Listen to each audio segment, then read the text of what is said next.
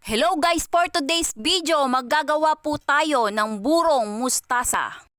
Una guys, kumuha tayo ng sabaw sa pinaghugasan natin ng bigas. Yan po ang gagawin nating pinakasabaw sa atin pong burong mustasa. Bali guys, ang akin pong kinuha dyan ay yung pangalawang hugas. Ito guys, ang ating mustasa ay atin pong hihiwain ng maliliit. Depende po sa gusto nyo. Ito po, huhugasan po natin yan hanggang sa mawala ang dumi.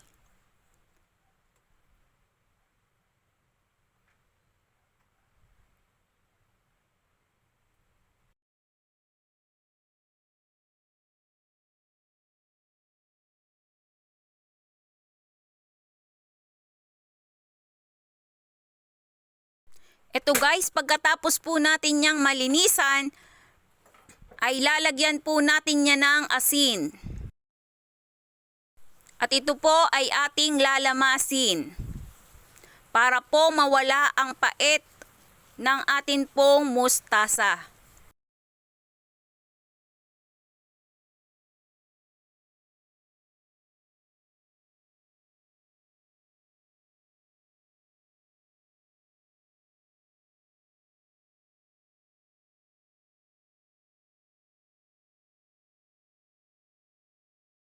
Guys, kapag ganito na ang ating mustasa, ito po ay atin namang huhugasan ng 2 beses ulit sa tubig. Para mawala naman po yung alat. Guys, ito ilalagay na po natin sa ating lalagyan.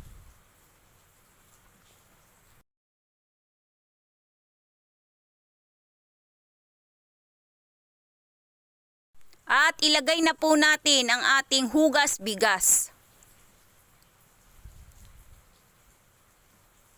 Depende na rin po sa inyo yan kung gaano karami ang gusto nyong magiging sabaw.